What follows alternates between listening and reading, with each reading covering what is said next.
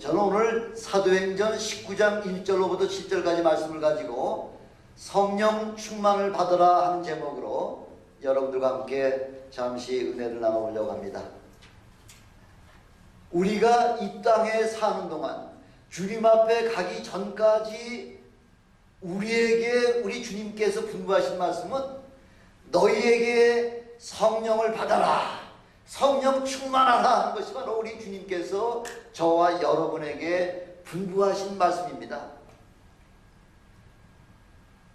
아마 우리의 최고의 소원이 무엇이냐 하고 이렇게 물어보신다면 다른 거 두말할 것 없이 영혼 구원하는 일이 우리에게 맡겨주신 가장 최고의 사역이요, 주님이 가장 기뻐하시는 사역은 바로 영혼 한 영혼 한 영혼을 구원하는 바로 그 일이라고 그 우리에게 맡겨주셨습니다.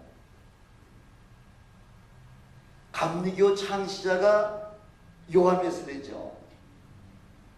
요한 웨슬레는 세계에서 제일 좋은 학교가 영국의 옥스퍼드 대학 아닙니까? 옥스퍼드 출신이에요. 지식적으로나 아마 신학적으로나 이 성경적으로나 모든 면에서 타의 추종을 불허할 정도로다가 이렇게 요한 웨슬레는 엄청나게 많이 아는 사람이요, 많이 가르치는 그런 사람이었다고 하지만은, 그러나 요한 웨슬레 같은 사람도요, 그가 성령의 은혜를 체험하기 전에는 우리 식으로 얘기할 것 같으면 별볼 이루는 사람이었다는 거죠.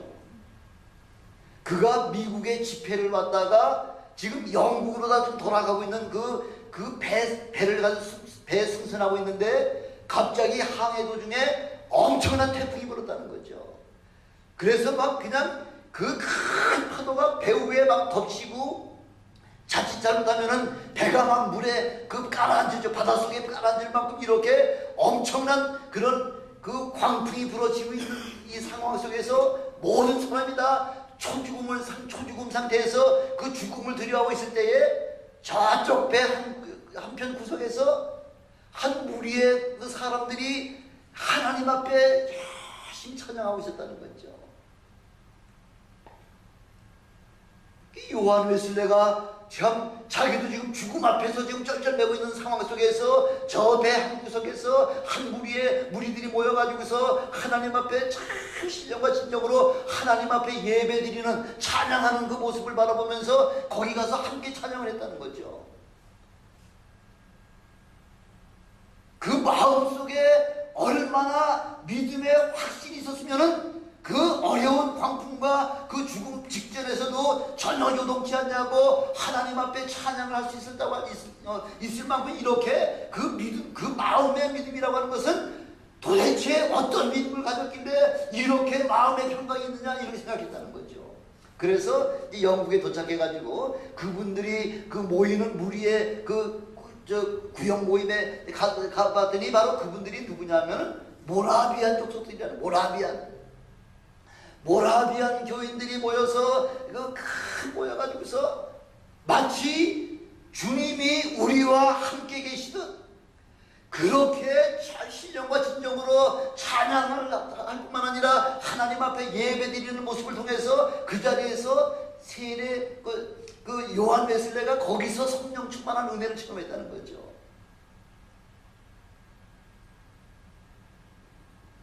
많이 배워서 많이 아는 거 좋고요. 성경을 창세기부터 요한계시록까지 꿰뚫을 수 있을 만큼 이렇게 성경을 환하게 아는 것도 중요하지만은 가장 중요한 것은 바로 성령 충만함을 받는 것이, 이것보다 더 중요한 것은 신앙생활에 없다는 거죠.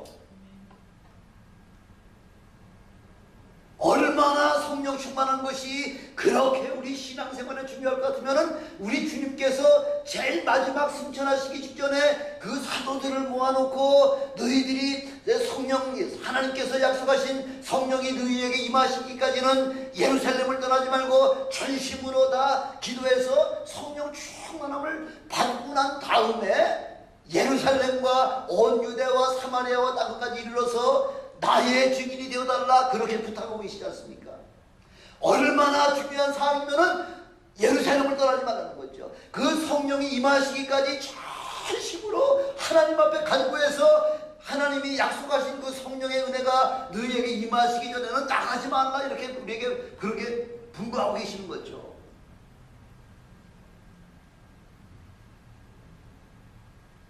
요한 웨슬레가 이렇게 성령의 은혜를 충만하게 체험하고 난 그 이후부터가 바로 진정한 복음의 전도자요, 온 세상을 다니면서 그렇게 엄청난 그 성령의 사역과 하나님의 복음의 말씀을 그 성령의 능력으로 말미암아 탄자하게 증거함으로 말미암아 요한 웨슬레의 그 마지막 고백이 뭐예요? 요한 웨슬레는 온 세계가 뭐라 그랬죠? 나의 교구라는 거죠. 나의 교구. 예, 나는 영국만을 위해서 내가 죄종이 된 것이 아니라 온 세계는 바로 나이가 담당한 나의 교구다 할 정도로다가, 그래서 그 당시까지만 해도 영국의 그 주요 도시들마다 그냥 한 집 건너 술집이 있을 정도로다가, 뭐 술집이 있으면 자연히 사창가가, 그래서 매춘이 그렇게 성행하던 그 영국이 요한 웨슬레가 성령으로 말미암아 회심하고 난 그 다음부터는 그 영국을 구석구석 다니면서 하나님의 생명의 말씀을 전파함으로 말미암아 영국을 무혈혁명으로다가 피 한 방울 흘리지 않냐고 그렇게 전 영국을 그렇게 성령으로 지배했다는 거죠. 영국만 지배한 것이 아니라 온 세계를 다니면서 하나님의 엄청난 성령의 능력을 전파하기 시작했다는 것이죠.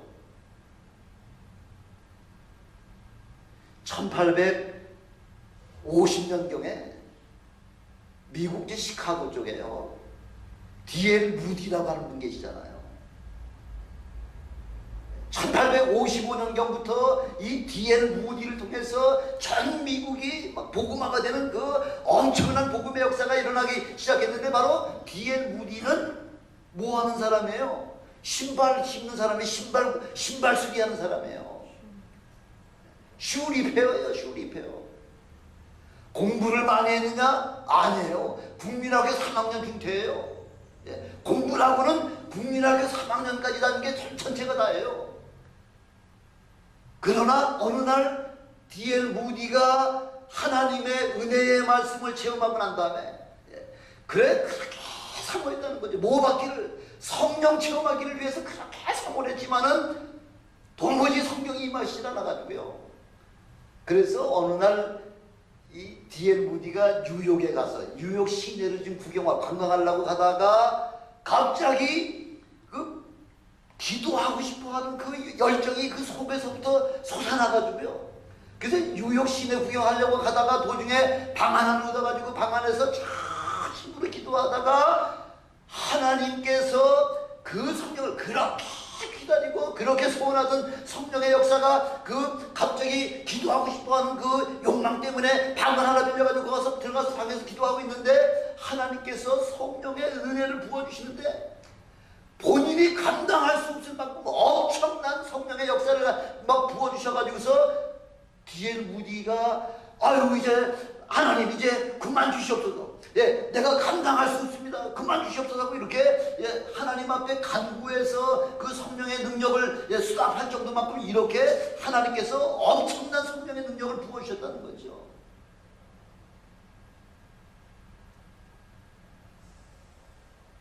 아무도 국민학교 3학년 중퇴예요. 그분의 경력이라고 하는 것은 겨우 구두순하면서 밥 벌어먹고 살던 그 한 영혼이 예수 그리스도를 만나고 성령의 은혜를 체험하고 나니까 온 미국을 복음으로 역사하기 시작해가지고요, 온 세계를 다니면서 엄청난 구원의 역사를 나타낼 수 있도록 엄청난 역사를 증거할 수 있도록 하나님께서 성령의 역사를 통해 그렇게 역사하셨다는 거죠.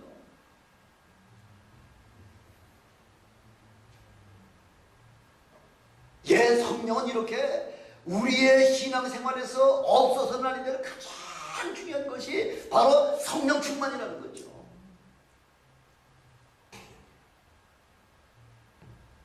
예수님께서 승천하실 일이 이제 가까웠을 때에 제자들에게 내가 이제는 아버지께로 올라가야 되겠다 그렇게 이제 말씀하셨을 때에 제자들이 걱정이 태산같이 된 거죠.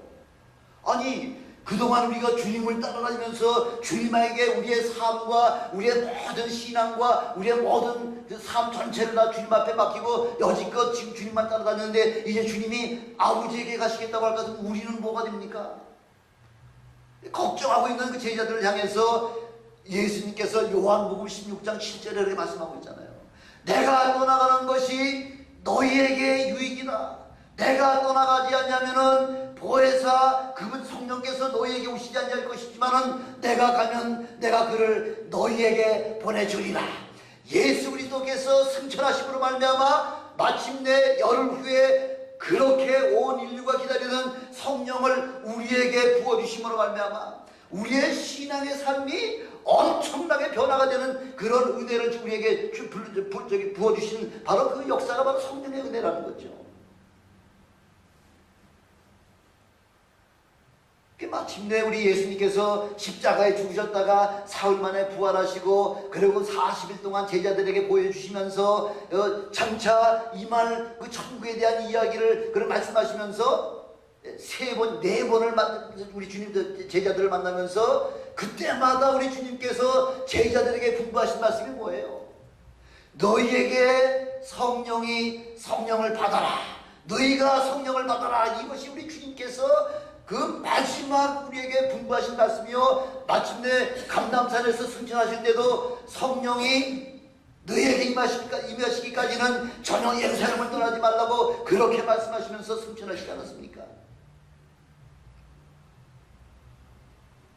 그 말씀하시기 바로 직전까지 제자들의 욕심은 뭐예요? 어느 때에 이스라엘의 회복하심이 어느 때 일어나겠습니까? 이스라엘이 로마로부터 해방될 때가 바로 어느 때입니까?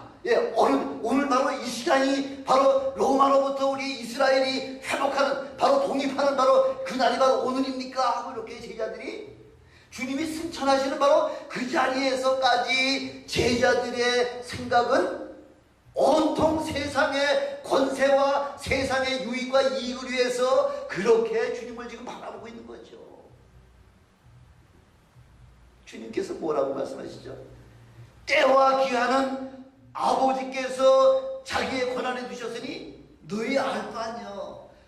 언제 그 마지막 때 어떤 일이 일어나게 된 그 마지막 때 일어날 그 징조에 대한 그 모든 문제, 이스라엘이 그 로마로부터 회복되는 거든지 무엇이든지 때와 기한은 소관이 누구라고요? 하나님 아버지라는 거죠. 너희가 관계할 거가 아니라는 거죠.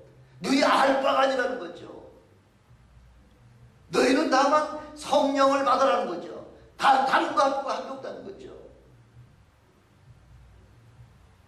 성령 체험을 해야지 비로소 나가서 전도할 수 있다는 겁니다. 성령 체험하지 못하면 전도 못하나요? 하긴 하지만은 어려움이나 시험이 닥칠 때는 금방 예수를 부인할 수밖에 없는 것이 바로 우리 인간의 연약함이기 때문에 그래서 너희가 성령을 받아라. 성령을 받고 나면은 도무지 죽음과 삶에 관한 그 문제에 대해서 전혀 염려할 필요 없다는 거죠.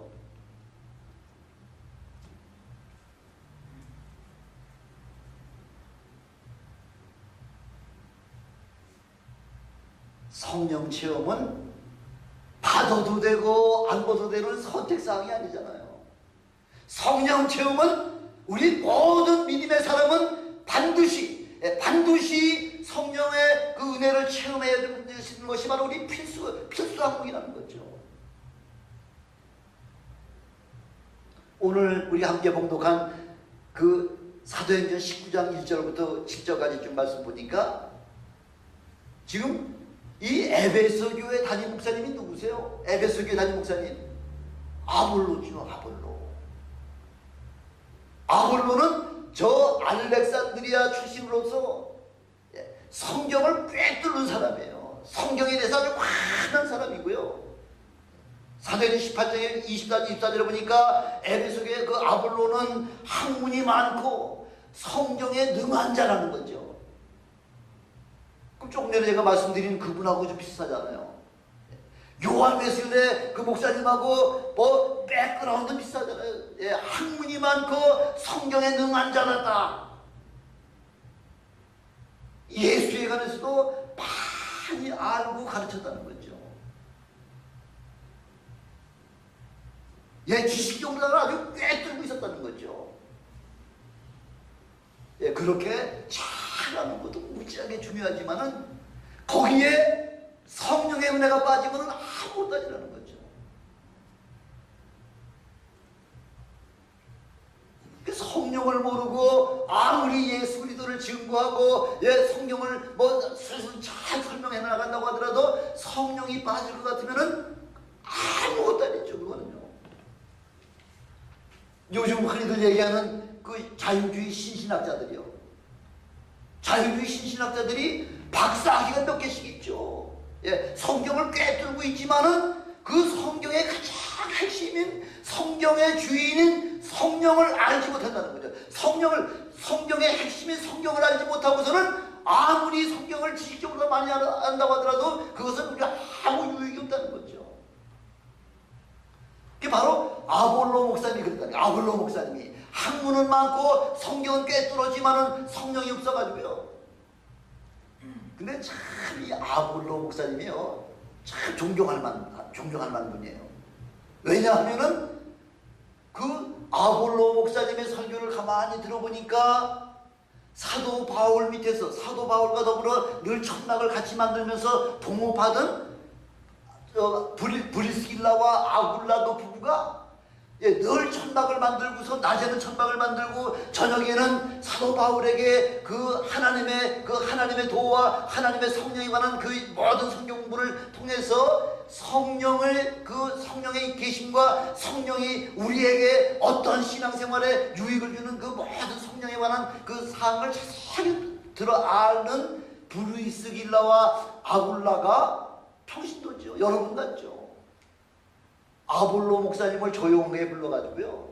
예, 하나님의 도에 대해서 그 처음부터 끝까지 그 구약에 예언된 말씀으로부터 시작해서 예수 그리스도가 그 이루시고 승천하신 일에 이르기까지 모든 그 사항을 조목조목 풀어가지고서 그 목사님을 가르치는 거예요. 목사님을.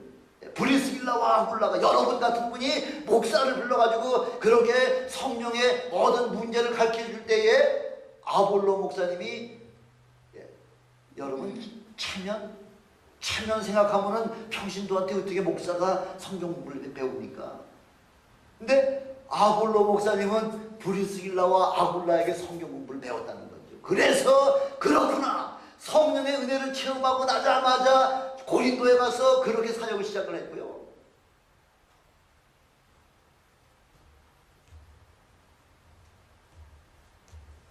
마치 이렇게 성령의 은혜는, 성령의 역사는 마치 뭐와 똑같으냐면은 대포의 그 포탄의 그 화약하고 똑같다는 거죠. 아무리 포탄이 뭐 수없이 많이 준비하게 준비가 돼 있다고 하더라도 폭탄에 폭약이 없을 것 같으면, 화약이 없을 것 같으면 그 폭탄을 아무짝에 해도 쓸모가 없는 거죠. 그래서 성령 충만은 바로 그 무기에다가 불을 붙여놓은 거죠. 예, 화약에다가 불을 붙여놓으면 그 폭탄이 엄청난 파워를 일으켜가지고 수많은 인명을 살상할 수 있는 그 무기가 될 수 있듯이, 바로 성령 충만하면 아무리 우리가 성경을 많이 알고 있다고 하더라도 성령의 역사가 없을 것 같으면은 그 증거는 아무 쓸데가 없다는 거죠. 그래서 오늘 지금 이 베드로 사도행전 19장 1절로부터 10절까지는 지금 사도 바울이 에베소 교회에 와가지고 제일 궁금한 게 뭐예요? 너희가 믿을 때에 성령을 받았느냐? 이게 바로 핵심이에요. 신앙생활의 처음 시작도 성령이요, 제일 마지막도 성령의 역사예요. 너희가 믿을 때 성령 받았느냐? 성령을 받지 않냐고서는 신앙에 파워가 없어요. 성령의 믿음의 힘이 없다는 거죠. 그 제일 중요한 것은 너희가 믿을 때에 성령 받았느냐? 성령을 받으신 여러분 되시길 주님의 이름으로 축원합니다. 예. 그래서 첫째는 성령 충만해야지만 신앙생활이 제대로 된다는 거죠. 누구든지 예수를 주시라고 성령이 없지만은 예수 그리스도를 구주라고 이렇게 믿지를 못하기 때문에, 그래서 고린도전서 12장 3절에 보니까 하나님의 영으로 말하는 자는 누구든지 예수를 저주할 자라 하지 않고 또 성령으로 아니하고는 누구든지 예수를 주시라 할 수 없느니라. 성령의 감동으로 말미암아 성경이 기록됐잖아요. 그래서 성령으로 아니하고는 예수가 우리의 구세주다 하는 것을 갖다 우리 신앙 고백할 수 없다는 거죠. 그래서 성령 체험은 반드시 체험을 해야지만 비로소 예수가 나의 죄 때문에 돌아가신 분이요 바로 그분이 나의 구세주라고 하는 사실이 그것이 깨달아지고 믿어진다는 겁니다.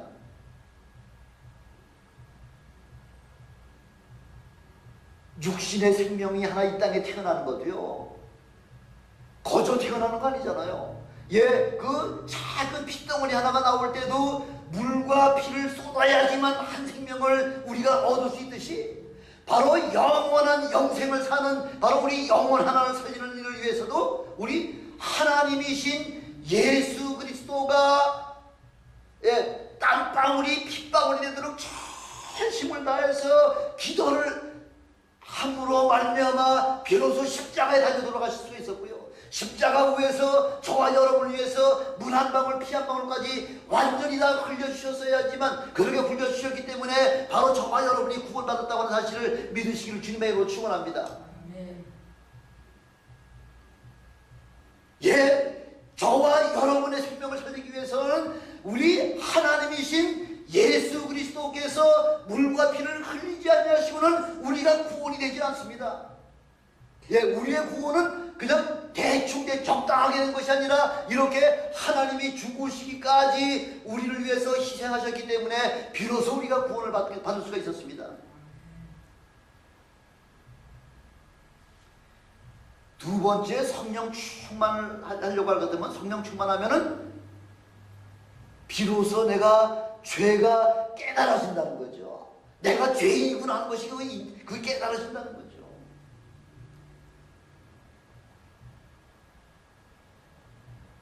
근데 그 죄가 깨달아지게 하는 바로 그 핵심이 뭐냐면은 요한복음 16절 8절에 보니까 성령이신 그가 와서 죄에 대하여 의에 대하여 심판에 대하여 세상을 책망하시리라 이렇게 말씀하고 있죠. 성령께서 오셔야지만 비로소 죄가 죄인 것이 깨달아진다는 거죠. 내가 무슨 죄를 졌어? 성령을 체험하지 못하면은 내가 남의 도둑질을 했어. 내가 남한테 내가 어려운 돈을 도둑질을 했어 하고 이렇게 얘기할 수밖에 없지만은, 그러나 성령이 오시면은 모든 것이 하나에서부터 10가지가 다 죄인인 것이 깨달아진다는 거죠.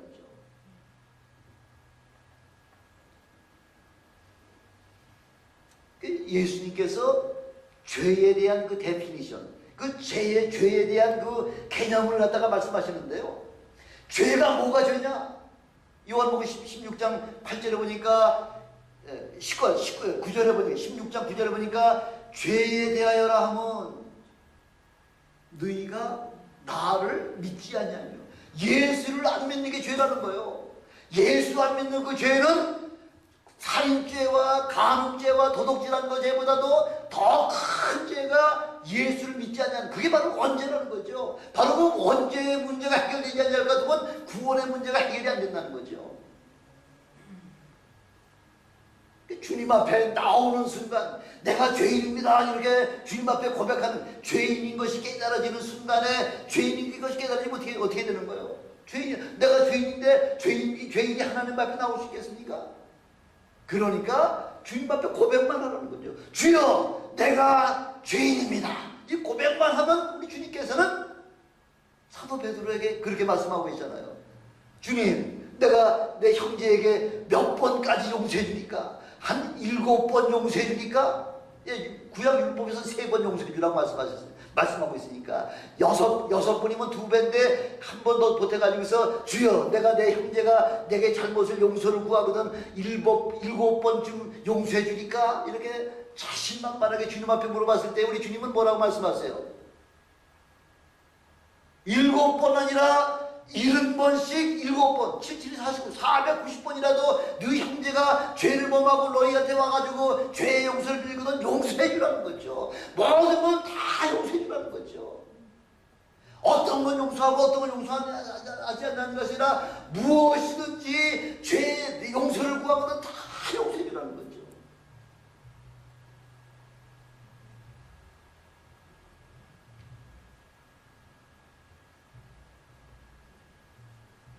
이 바로 용서할 수 있는 마음은 성령의 은혜를 체험하고 나면요.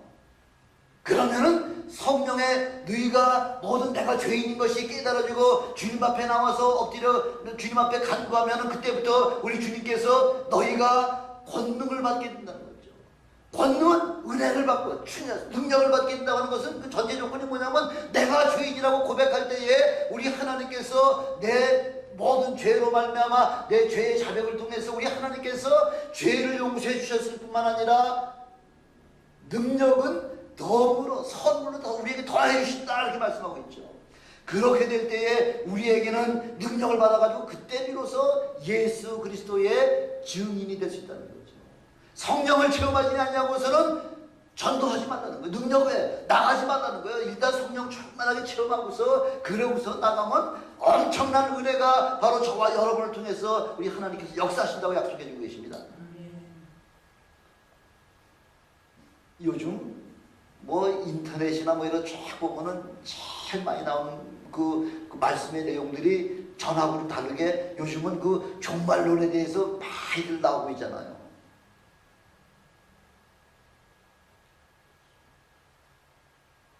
예, 종말론 마지막 때에 되어질 일들을 우리에게 말씀하시는데 이렇게 다가올 미래 이제 주님이 오실 일이 얼마 남지 않은 이때에 우리가 해야 할 일은 다른 거 없다는 거죠.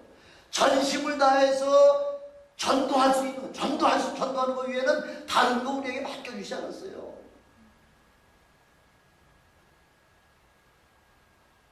예, 우리가 그 환란의 때를 위해서 어떤 분들은 양식도 뭐 비상양식을 뭐 준비해가지고서 어디 뭐 다락에도 어디 숨겨놓고 사방 뭐 그렇게 한다고 얘기를 하고 있잖아요.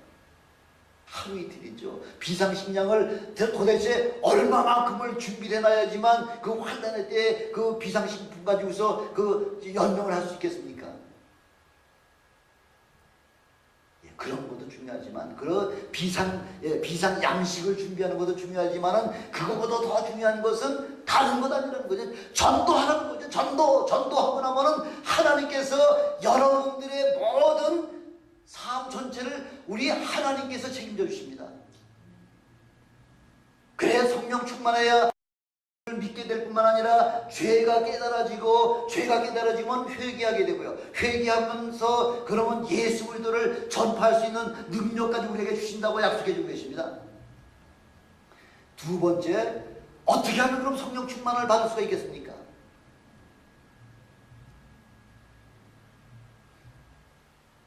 우리 주님께서는 우리에게 어떻게 하라고 말씀하고 있냐면 첫 번째는 간절한 마음으로 사모하라는 거죠. 간절히 사모하는 심령 속에 우리 하나님께서는 성령을 부어주신다고 말씀하고 있습니다. 조금 전에도 말씀드렸지만은 D.L. 무디 같은 분요. 그렇게 여러분 뭐 다 성령 충만하게 받고 싶으시죠. 근데 충만하게 받고 싶은데 하나님이 안 주시잖아야 그럼 포기해야 되나요? 아니요.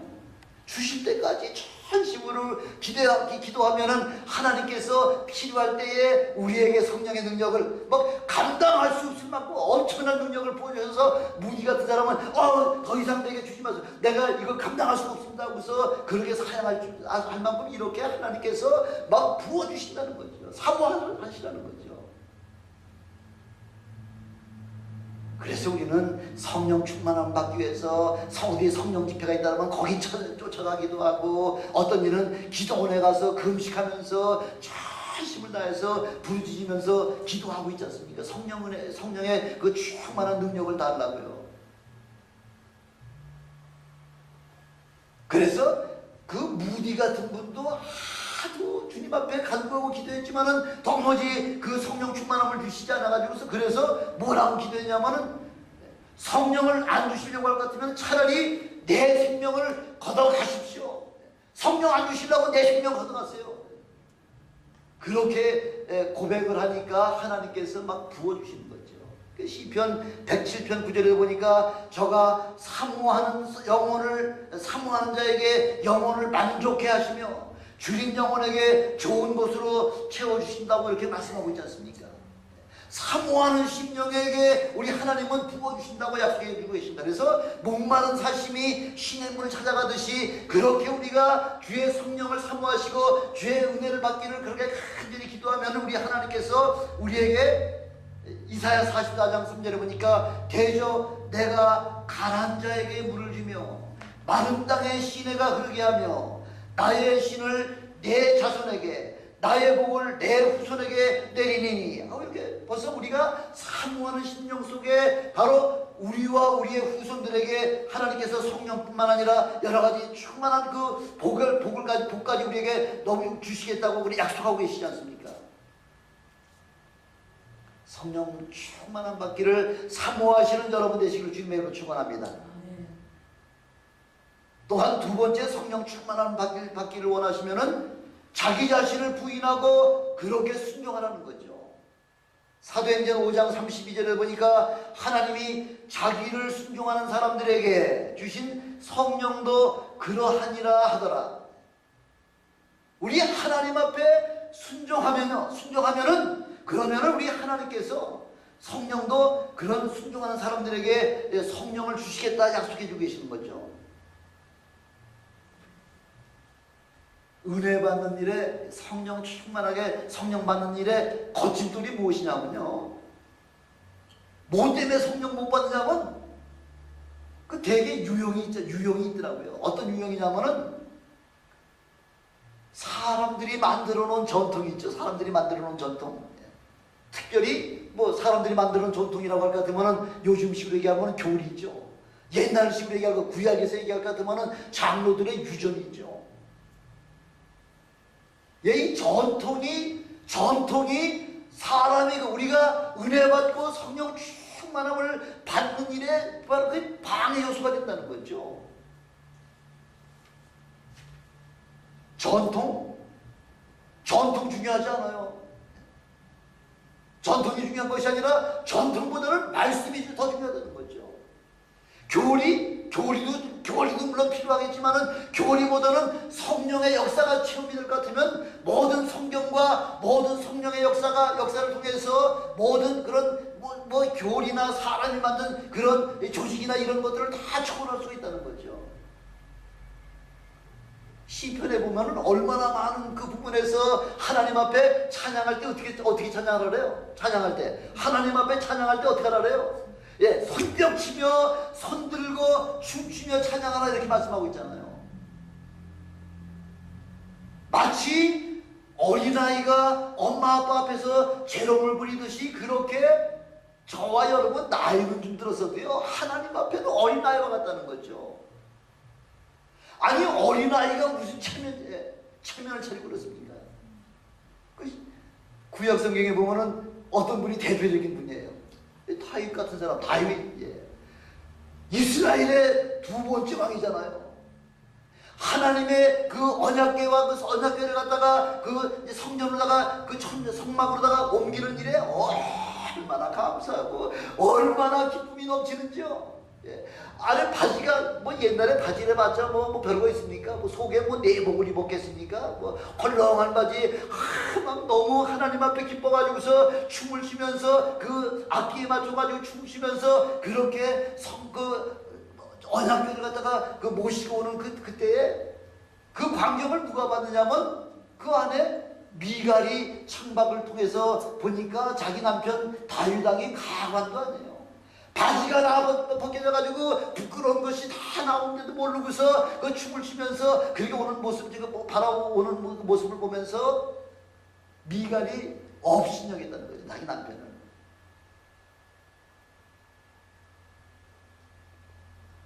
다윗이 한 얘기가 뭐예요? 그래, 내가 하나님 앞에서 그 어린아이와 같이 그 간격에 겨워가지고서 하나님 앞에 춤을 춰가지고서 부끄러운 부분이 나타난다고 한들 네가 그걸 가지고서 지금 이야기할 때가 아니라는 거죠. 하나님의 은혜를 사모하는 때에는, 여러분 은혜 받으셨을 때 그 기억들 나시죠? 막 그냥 기도할 때 성령의 역사하시면은 허옇게 이렇게 나와가지고서 왔다 갔다 하죠. 콧가에 콧물이 여기까지 흘러가지고서 그 굵은 허연 콧물이 왔다 갔다 하고 막 그게 막 하다 보니 막 그 코가 옆 얼굴에 막 딱 달라붙기도 하고요. 창피하죠. 그러나 창피하게 아니라는 거죠. 하나님 앞에 은혜 받는 일에 있어서는 그런 거 저런 거 전혀 개의치 말고 전심을 다해서 은혜 받는 일에 하나님 앞에 전심을 위해서 기도하라는 거죠.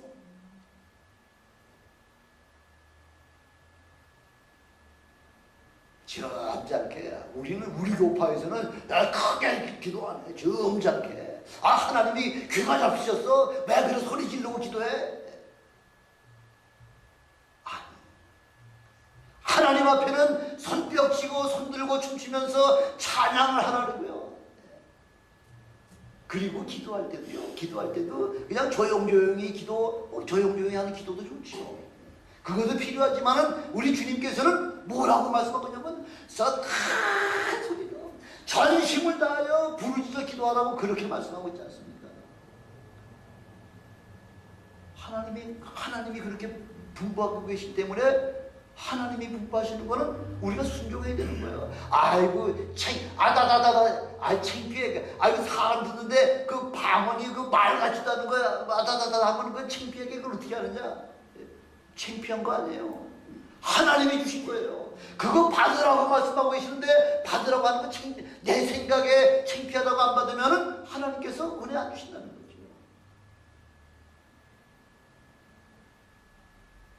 하나님께서 부르짖어 기도하라면 부르짖어 기도하고요. 하나님의 말씀이 선포될 때 아멘으로 화답하라는 거죠. 나는 내 자존심에 그거 못해하고서 고집 부리거나 교만한 사람은 성령 못 받아요. 어린아이같이 순수한 마음으로 아멘, 그렇게 말씀대로 순종할 때에 우리 하나님께서는 여러분들에게 엄청난 큰 성령의 능력을 부어주신다고 약속해주고 계십니다. 그런 겸손한 어린아이와 같은 신앙이 되시길 주님의 이름으로 축원합니다. 세 번째, 성령 충만을 받으려면은 우리 성령은 어떨 때 들어와요? 성령 어떨 때? 형제여 우리가 어찌할꼬 할 때 너희가 각각 회개하라는 거죠. 뭉쳐서 회개하지 말고 각각 회개하라는 거죠. 각각 회개하지 않냐고서는 내 죄를 토해내지 않을 것 같으면 성령이 절대 우리에게 들어오시질 못하죠. 그래서 먼저는 내가 하나님 앞에 죄인입니다 이렇게 고백하는 거예요. 내가 죄인입니다. 주님 앞에 내가 죄인이라는데 주님께서 뭐라고 말씀하실게요? 내가 죄인이라는데 이렇게 죄를 토설하고 나면 다윗과 같은 사람이 죄를 토설하고 나니까 성령이 막 엄청나게 몰려들어오는 거죠. 세상 없어도 회개하지 않으면 성령이 역사하지 않았어요. 그러니까 겸손하게 하나님 내가 죄인입니다. 나를 용서해 주시옵소서 하고 그렇게 하나님 앞에 간절히 우리의 모든 죄를 토해내기만 하면 우리 하나님께서는 어떠한 죄, 세상에 어떠한 극강무도한 죄를 졌다고 하더라도 다 용서해 주시는 그런 예수님 앞에 회개하신 여러분 되시길 주님으로 축원합니다. 그래서 예수님 앞에 돌아오지 않는 죄가 살인죄나 강죄나 도둑질보다 훨씬 더 아주 죄질이 요즘 그 얘기하죠. 죄질이 아주 악하다. 죄질이 악하다 그랬죠. 뭐가? 예수 앞에 돌아오지 않는 게 죄질이 악하다는 거죠. 그래서 요한일서 1장 9절에 보니까 만일 우리가 우리 죄를 자백하면 저는 미쁘시고 의로우사 우리 죄를 사하시며 모든 불의에서 우리를 깨끗게 하실 것이요. 이렇게 말씀하고 있잖아요. 모든 불의에서 우리를 깨끗하게 해주시겠다는 거예요. 죄를 자백하라는 거예요. 하나님 앞에 내가 죄인이라고 그렇게 고백하실 때에 그 하나님께서 엄청난 은혜로 여러분에게 부어주시는 그런 은혜를 체험하시는 여러분 되시기를 주님의 이름으로 축원합니다. 가룟유다 있죠. 가룟유다. 예수님을 그 은 30에 팔아먹은 사람이에요. 그 가룟유다가 그 사람이 양심적인 사람이에요. 양심적인 사람. 제자들은 다 예수님을 부인하고 도망갔지만 가룟유다는 내가 이렇게 팔아도 우리 주님은 넉넉하게 다시 뭐 그 모든 죄에서 자유롭게 되실 줄 알고서 그래서 마음 먹고 팔았는데 가만히 보니까 예수님이 정죄가 돼가지고 십자가에 죽으시게 그렇게 재판을 받았잖아요. 그 가룟유다가 그 양심 가지고 우리는 양심 가지고 사는 사람이 아니라 회개 가지고 사는 사람들이에요. 양심으로 보니까 이건 하나님이신 우리 예수 그리스도를 내가 팔아먹었어.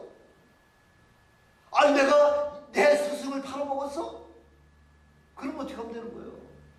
주님, 내가 또 이렇게 엄청난 죄를 저질렀습니다. 용서해 주세요 하고서 주님 앞에 나와서 고백을 하면은 그 죄는 가룟유다의 죄는 우리 주님께서 깨끗하게 해결해 주셨으라고 확신합니다. 왜? 우리 주님이 그렇게 말씀하시잖아요.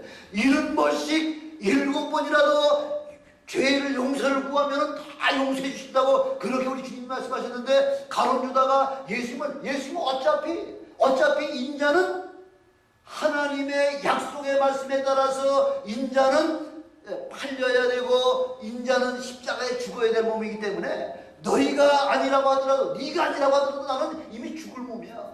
그러나 그 예수님을 판 그 죄에 대해서 고백만 했으면 아마 죄의 문제 해결됐을 거예요. 어차피 예수님은 돌아가셔야 될 분이시니까.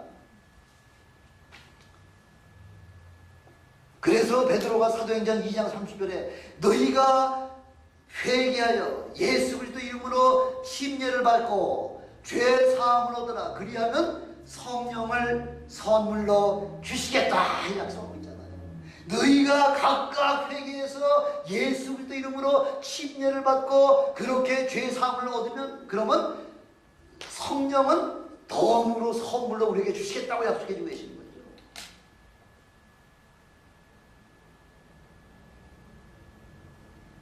우리가 성령을 체험하고 나면요, 성령 체험하고 난다고 죄 안 짓습니까? 죄 짓죠. 그러나 죄가 다시 내 마음에 그 가룟유다에게 예수를 팔 생각을 집어넣은 게 누구예요? 마귀잖아요. 시시때때로 마귀는 자꾸 우리를 미혹하죠. 너 한 번, 또 이렇게 또 한 번 해봐. 얼마나 재미나. 자꾸 죄의 유혹을 하죠. 그런데 단호하게 그것을 딱 이렇게 단호하게 거절하고 배척할 때 그 시작이 참 중요하다는 거죠. 한 번 이렇게 해놓고 나면 그 다음부터는 성령님께서 여러분들의 모든 문제를 해결해 주신다고 약속해 주시죠. 네 번째, 성령 충만함을 받으려면은 부르짖어 기도하라고 말씀합니다. 예레미야 33장 3절에 보니까 너희는 내게 부르짖으라. 내가 내게 응답하겠고 크고 너희가 알지 못하는 크고 비밀한 것을 덤으로 더해 주시겠다. 이렇게 약속해 주고 계시잖아요. 그뿐만 아니라 이사야서 55장 6절에도 보니까 너희는 여호와를 만날 만한 때에 찾으라. 가까이 계실 때에 그를 부르라. 아무 때나 주님께서 여러분 곁에 계시는 거 아니에요. 이렇게 오늘 주 안에서 이렇게 하나님의 말씀 드리려고 이렇게 왔을 때 그때 부르짖으라는 거예요. 만날 만한 때, 바로 이 장소가 제일 만날 만한 때라는 거죠. 누가복음 11장 13절도 보니까 너희가 악할지라도 좋은 것을 자식에게 줄 줄 알거든. 하물며 너희 천국께서 너희 구하는 자들에게 성령을 주시지 않겠느냐. 지금 그렇게 아주 확실하게 말씀하고 계시잖아요. 너희가 아무리 약할지라도 너희 자식이 너희에게 뭘 구하면은 가장 좋은 것으로 그 아무리 약한 그 아비라고 하더라도 자녀가 부탁하면 제일 좋은 것을 줄 줄 알거든. 하물며 하늘에 계신 우리의 하나님 아버지께서야 너희가 구하는 것 중에서 가장 좋은 것으로다가 그렇게 성령을 선물로 주시지 않냐겠느냐, 그렇게 말씀하고 있지 않습니까? 사도행전 4장 31절에 보니까 성도들이 지금 제자들이 모여가지고 빌기를 다음에 모인 곳이 진동하더니, 이 모인 곳이 갑자기 막 움직이기 시작하면서 진동하더니 무리가 다 성령 충만하여 다음대에 하나님의 말씀을 전하니라. 성령이 여러분 심령 속에 들어와 계시기만 하면요, 그 다음에는 전하지 않냐고서는 견디지 못하는 심령, 그런 심령이 되시기를 주님의 이름으로 축원합니다. 성령이 여러분에게 임하시면 견디지 못해요. 그래서 예수쟁이들이 많이 많다 그러잖아요. 가서 내가 체험한 예수, 바로 내 옆에 있는 사람이 체험한 예수를 증거하지 않냐고서는 견디지 못하는 그것이 바로 성령 받은 사람의 그 마음이라는 거죠.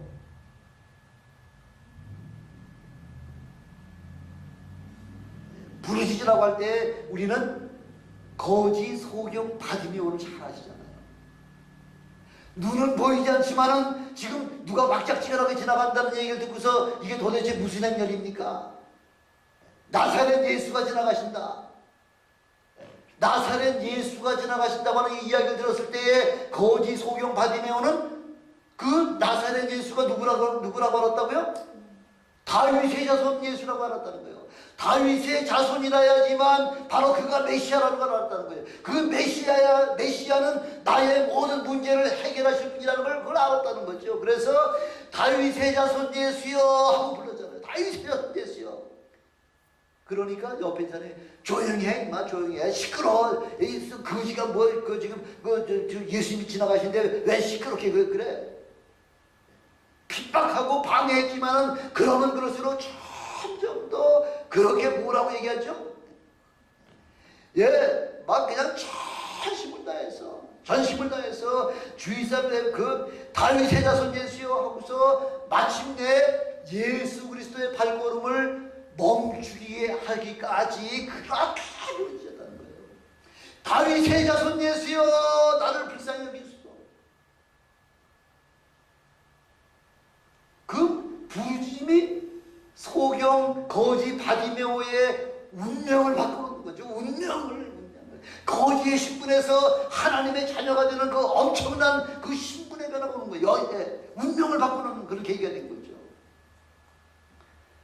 그래서 시편 77편 2절에도 보니까 내가 내 음성으로 하나님께 부르짖으면 내게 귀를 기우시리라. 내가 내 음성으로 하나님께 부르짖으면요, 나의 음성에 우리 하나님께서 귀를 기울여 주시겠다고 약속하고 계시고요. 시편 18편 6절에도 보니까 나의 하나님께 부르짖었더니 그 귀에 들렸도다. 내가 여러분이 부르짖으면 우리 들으시는 분은 하나님은 결단코 흘려보내지 아니하시고 여러분의 기도 소리를 다 들으시고 응답하시는 바로 그런 하나님을 체험하시기를 주님의 이름으로 축원합니다. 바로 성령 충만은 바로 자동차에 아무리 좋은 롤스로이스의 자동차가 기가 막힌 자동차가 있는데 뭐가 없으면 휘발유가 없으면 아무리 좋은 차가 소용이 없는 거죠. 기가 막힌 박격포탄이 있는데 박격포탄에 그 포탄에 그 뇌관이 없으면요, 뇌관이 없으면 아무리 적의 앞에 어른하려 해도 그 포탄은 아무 쓸모가 없다는 거죠. 바로 이렇게 성령 충만한 것이 우리의 신앙의 참 신앙을 지켜주는 바로 요소요, 바로 우리의 믿음을 지켜주는 가장 강력한 바로 그 힘이 바로 뭐냐면 성령 충만이라는 거죠. 성령 충만은 아무리 선포해도 아무리 많이 선포해도 넘치질 않고요. 항상 우리는 성령 충만한 삶을 우리 주님이 부르시는 그날까지 성령 충만한 삶을 사시는 저와 여러분이 되시기를 주님의 이름으로 축원합니다. 기도하시겠습니다. 전능하신 아버지 하나님 감사합니다. 아버지 하나님, 오늘도 우리의 모든 참으로 하나님의 사역을 우리에게 맡겨주신 그 귀한 사명을 잘 감당할 수 있도록 축복해 주시옵시고 은혜 베풀어 주시옵소서. 우리 구주 예수 그리스도 이름으로 감사하며 기도합니다.